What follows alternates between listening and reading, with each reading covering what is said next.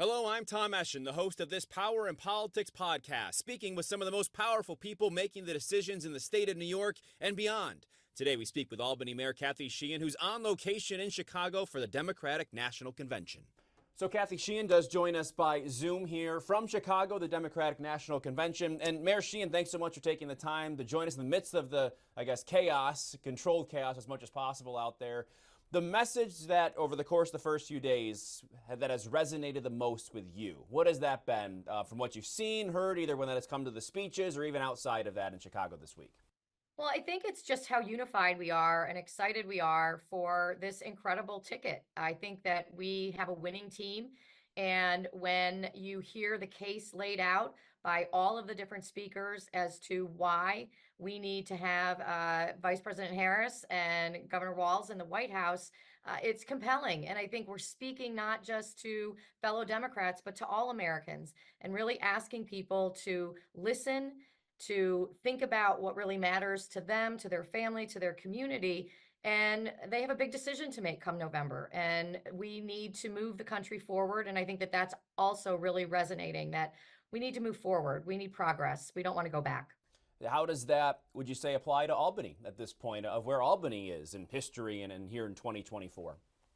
Well, I think it's critically important that we elect Vice President Harris as our next president, because when you look at what the Biden-Harris administration accomplished coming out of the pandemic, some of the most devastating times for families, and they were there for us.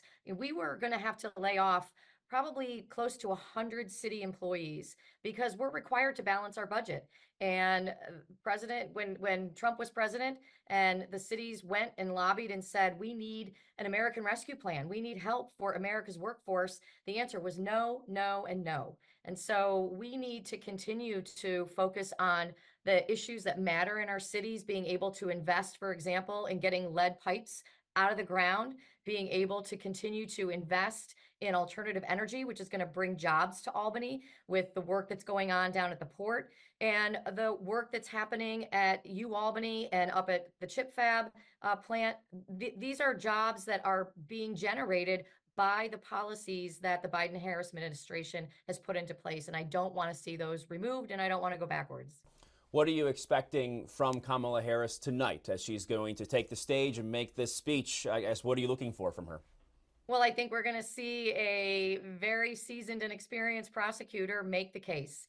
And I am really looking forward to that. I think that every night has been something special and has brought something special, but she's the top of the ticket. And I think last night we got to see her vice presidential pick, and that speaks to her leadership ability and who she is and how she makes decisions. She, in a very short period of time, under a lot of pressure, I think picked somebody who is perfect for the job. He's authentic, he's relatable, he has lived a life that most Americans can relate to, and he is also a phenomenal leader. So I think that she made the case in that pick, but she'll close the case tonight with her closing arguments and really getting us fired up and out there, because it's going to be a close election. There's no doubt about it. This is a very tight race, and we've got to take the energy from Chicago and get it onto the streets in states across the country, knocking on doors and getting people out to vote. Yeah, her opponent and the Republicans on the other side have called this change in the top of the ticket a coup. From the conversations that you've had there and what you believe, I guess, what is your response to that? And why did you get on board, as well as we know that there were some Democrats that were backing Biden, and then the change happened and backed Harris. Why the change, and why did you get on board when it comes to that? Well, look, I've met the president a number of times. I've watched his entire career. I think he is somebody who serves with deep integrity and empathy, and I was all on board, but it was his decision to make. And he made the decision to step aside. And I think that Vice President Harris is the perfect pick. She's been alongside him for these last nearly 4 years. And she also is somebody who has demonstrated leadership ability, relatability, an incredible empathy, really cares about listening to people and listening to whether it's mayors, whether it's, folks sitting around at a diner talking about the issues that matter to them and that they're concerned about. And so that's why you see, I think, this level of support is that, this is somebody we can all relate to who is going to be an outstanding president. You mentioned a little earlier about being a prosecutor, and it feels like a lot of the speakers have touched on that in her experience there. Why has that been a point of emphasis over the course of this convention? Well, you want somebody who's going to be able to communicate to the American people. And trial lawyers, they have to speak to a jury, and that jury is made up of average Americans. So being able to take really complicated issues and then crystallize them down to something that you can explain to, was always coached to, act like you're talking to your grandfather, right? How would you explain this? And I think sometimes Democrats, we get really caught up in the policy and we speak in really long sentences and we want to be really deep into the details. And that's important, but it's important to be able to communicate that in an effective way that people can relate to. And I think that that's a gift that prosecutors, trial lawyers have. And certainly it's a gift that Kamala Harris has. I did want to get briefly into one of the issues here, and that is the border, because it does impact Capital Region residents because of New York City and what they've done in terms of relocating those individuals to Albany and the surrounding areas as well. And of course, with that, I think there's been a bipartisan push to say, well, something has to be done to help control these border crossings and make the process better at the end of the day. And then you have Kamala Harris's role in all of that.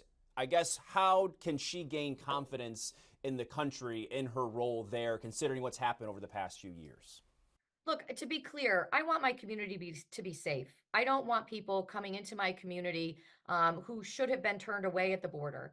And that is why the bipartisan immigration reform that was agreed to, that was worked on by Republicans and Democrats, that even the U.S. Border Patrol supported, was going to bring more money, more border patrol agents, more judges, streamlining the process for asylum seekers so that if they qualified, they get a fast hearing and they're on the track to seeking asylum and being here legally. And if they're not, then they're going to be going home.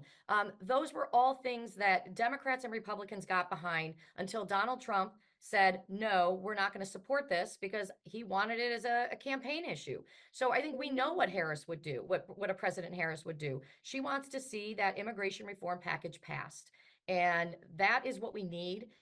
There are limited things that a president can do, but they're very limited. So we need this reform. And I think mayors, Democrat and Republican across the country, are supportive of this package. And it's why I support Vice President Harris, because she wants to get it done. And I'm confident that she'll be able to do that if the voters make the right decision in November. Beyond that legislation, some of my understanding of what her role has been messaging to other countries about what it's like to come here. Is there a way that can be done better here over the course of the next 4 years? Because that necessarily isn't at the actual border when it comes to the crossing. It's more so talking to other leaders. How do you have confidence in her to be able to do that at a better rate moving forward? Well, look, she has experience as vice president. She's traveled around the world. She's spoken to world leaders, and I think she is a very effective communicator. But this is the United States of America.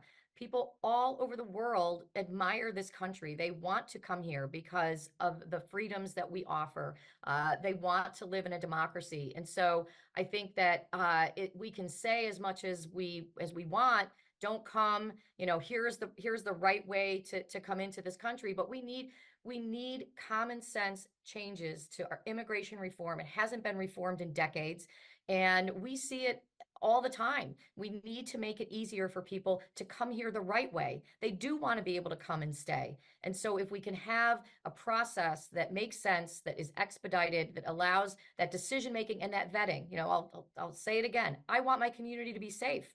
So when somebody comes into this country, I want to ensure that there's been a background check, that we know who they are, that they have ties that they can go to, right? Family, friends, a connection, a job. We need to have a streamlined process, and that only happens with the cooperation of Congress. In the terms of the course of the week that you've been there, the conversations you've had with individuals from all over the country even, what do you think you can bring back that you've learned to the Capital Region when you return? I think that the enthusiasm that exists here and the ability to really talk about issues and sit down with people and have conversations is really important. I think we've been so polarized and to the point where I think some Democrats are afraid to talk to Republicans and Republicans are afraid to talk to Democrats because they don't want to get yelled at, right? I think one of the things that we've been talking about here is that it's important to take the time to have those conversations and to do it in a way that is respectful of the other person. And we kind of lost our way there a little bit on that, but we're seeing people having an openness to having those conversations. And so that's going to be really important in this election as we go door to door, really listening to people, being respectful of their positions, and then trying to connect to what they are concerned about, the policies and the future that a President Harris would provide to address the issues that they're concerned about. You've been starstruck at all? I mean, Oprah was there last night. I saw pictures of Mark Hamill, Luke Skywalker. You were interviewed for Wait, Wait, Don't Tell Me. That experience has to be a little bit unique as well, right? It's great. I have to say, probably one of the highlights was when my son texted me because I guess it blew up on social media that Little John was here for the roll call, and to have your 24-year-old be jealous of you, I that was pretty cool. So it's been great. It's wonderful to see people. Everyone's in a really great mood, super friendly. Being able to see other elected officials. I'm a huge Wes Moore fan. I think he's a great leader and a rising star. Hakeem Jeffries has been on fire and doing a great job making the case for why he should be the speaker. So that is, it's been really exciting to see. He did have some hip hop references in his speech last night. If you caught some of those, your 24-year-old might have too. I did want a brief pivot because you think of voices in this country and the different things they represent. The voice we lost here in the Capital Region on Tuesday, Dr. Alice Green. I know you released a statement at length describing her impact. Just since we have you here now, as you're in this environment where they talk about equality and giving people more of an advantage in life and an opportunity, I should say, Dr. Alice Green, what did she mean to the Capital Region and what is her legacy here? Well, first, I want to express my deep sympathy to her family. She was a legend, but she was also a wife and a mom, and they're suffering a really great loss. It's just so shocking. And she has been a tireless voice for social justice. She has been a tireless voice for the Black community and speaking out against mass incarceration. I've worked with her for years. We haven't always agreed, but we've always been able to work together. And she has had a tremendous impact. And it is a huge void. And I'm going to miss her. And I hope that the work that she has done will continue with all that she has done for the community. And she really spoke for people who otherwise would not have had a voice. And she accomplished great things in the city of Albany and well beyond that. It's a big loss. And again, truly admired her and I'm going to miss her. Yeah, I think the region will as a whole, just to have that perspective. Mayor Sheehan, we really appreciate your time and enjoy the rest of your time. Safe flight back from Chicago. Thanks so much.